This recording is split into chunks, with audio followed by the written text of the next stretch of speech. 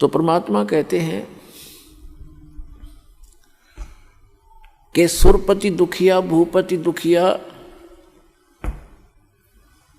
और रंग दुखी बपरीती हो, कहे कबीर और सब दुखिया, एक संत सुखी मन जीती हो।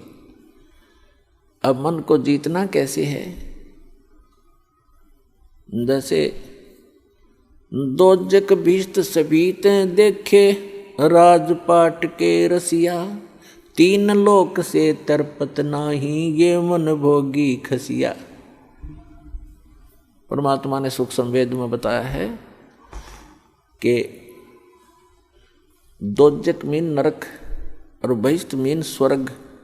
दोजक बहिष्ट सभी ते देखे, राजपाट के रसिया।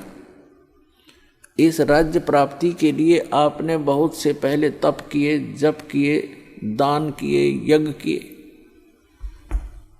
स्वर्ग में गए, स्वर्ग का समय समाप्त करके अपनी पूंजी अक्षीण करके, स्वर्ग क्या है? स्वर्ग इज ए रेस्टोरेंट, जिसमें एक रेस्टोरेंट है जिसमें सब वस्तु आपको अपनी जेब से खरीदनी पड़ेंगी, अपने पल्ले से, अपने पैसे से।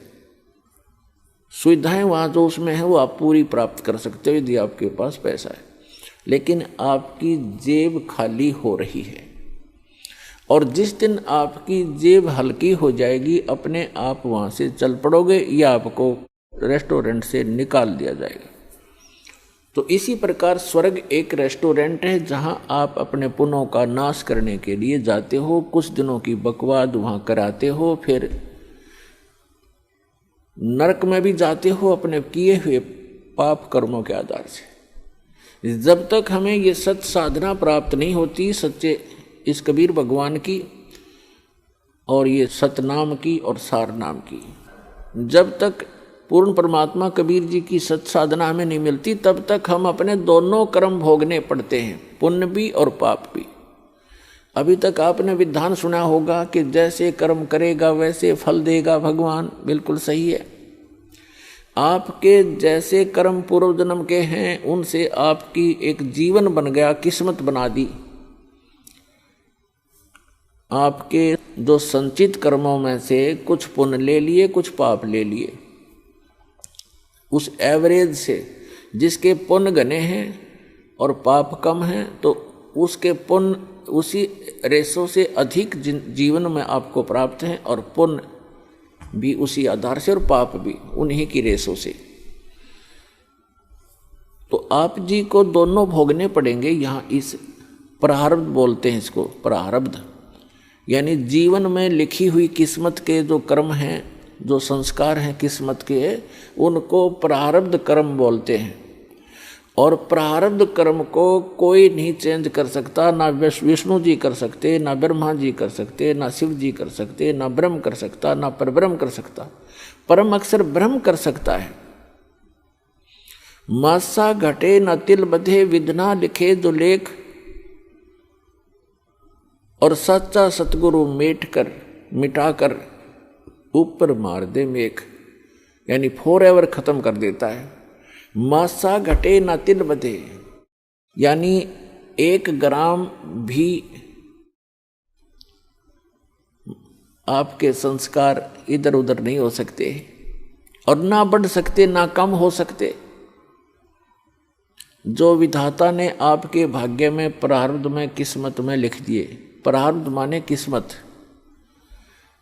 आपकी किस्मत में जो लिखा हुआ उसमें से ना मासा घट सकता है और ना ही तिल के समान बढ़ सकता है। आपको दोनों भोगने पड़ेंगे जब तक आप परम अक्षर ब्रह्म, उस सत्य पुरुष अल्लाहु अकबर, उस कबीर भगवान की भक्ति नहीं करोगे। उसकी भक्ति कौन सी है? जैसे वैसे तो आप देखते हो कबीर पंथ बहुत चले हुए हैं। कबीर पंथियों की यदि आप कैलकुलेशन करो, टोटल करोगे तो लगभग 20 करोड़ के आसपास कबीर पंथी मिलेंगे आपको। लेकिन वो कबीर पंथी नहीं है, उनके पास यथार्थ भक्ति नहीं है। तो सत्य साधना उस कबीर परमेश्वर की इस दास के अतिरिक्त विश्व में किसी के पास नहीं है, पूर्ण परमात्मा की।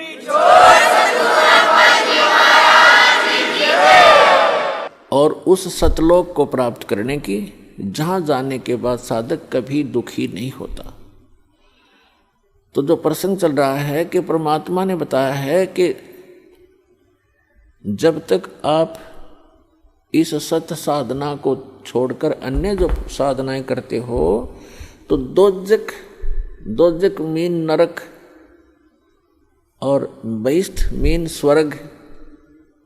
दोजक बहिष्ठ सभी ते देखे राजपाट के रसिया, और 3 लोक से तरपत नाही ये मन भोगी खसिया। है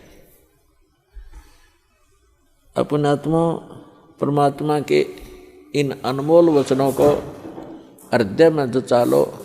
ये कोई डूम भाट के गीत नहीं, एक परम पिता के बताया हुआ मार्ग है।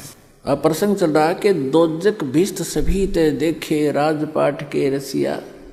अन्य साधनाएं करके आप जी ने स्वर्ग भी प्राप्त किया और नरक भी, दोनों भोग लिए। और 3 लोक से तरपत नाही ये मन भोगी खसिया। 3 लोक भी यदि इस जीव को दे दे, इस मन की फिर भी तृप्ति नहीं है, सेटिस्फैक्शन नहीं है। क्यों नहीं है? क्योंकि आत्मा को ज्ञान नहीं है और मन उस शैतान का एजेंट है, काल का एजेंट है, ब्रह्म का। तो पुण्यात्माओं, 3 लोक से तरपत नाही ये मन भोगी खसिया। जैसे कोई सरपंच बन जाता है गांव का प्रधान, उसकी फिर नीयत ये रहती है कि चेयरमैन बनूं तो बात बने, क्योंकि सरपंचों के ऊपर चेयरमैन अधिकारी होता है। फिर सोचता है चेयरमैन बनने के बाद कि एमएलए बनूं जब बात बने। एमएलए बनने के बाद तो फिर उसके मन में एक धारणा बनती है कि एमएलए भी कोई खास बात नहीं, मिनिस्टर बनो जब बात बने। मिनिस्टर बनने के बाद उसकी टेंडेंसी बन जाती है कि मुख्यमंत्री बनो जब हाथ में कमांड आवे, न तो कोई मजा नहीं आया। अब मुख्यमंत्री बनने के बाद उसको संतुष्टि नहीं होती, वो सोचता प्रधानमंत्री बनूं जब जी में जी आवे, जब आनंद हो, ओवरऑल कंट्रोलर बनो। जो मनुष्य जीवन का काम था वो तो स्टार्ट भी नहीं किया। ऐसी सोच करते करते मृत्यु हो जाती है और फिर वो प्राइम मिनिस्टर बनने की आशा रखने वाला गधा मिनिस्टर बना खड़ा है, वो गधा बन गया। तो पुण्यात्माओं, सौभाग्य आपका, आप जी को ये वचन सुनने को मिल रहे हैं, क्योंकि ये वचन परमात्मा के बताए हुए हैं कि कबीर हरि के नाम बिना राजा रसब हो और माटी लदे कुम्हार के घास न डाले कोई। पूर्व जन्म के प्रारब्ध में, यानी पूर्व संस्कारों से बनी किस्मत, उसको प्रारब्ध कहते हैं। आपकी किस्मत में आपके पुण्य अधिक हैं तो आपको पुण्यों के आधार से परमात्मा सभी सुख सुविधाएं देता ही रहेगा।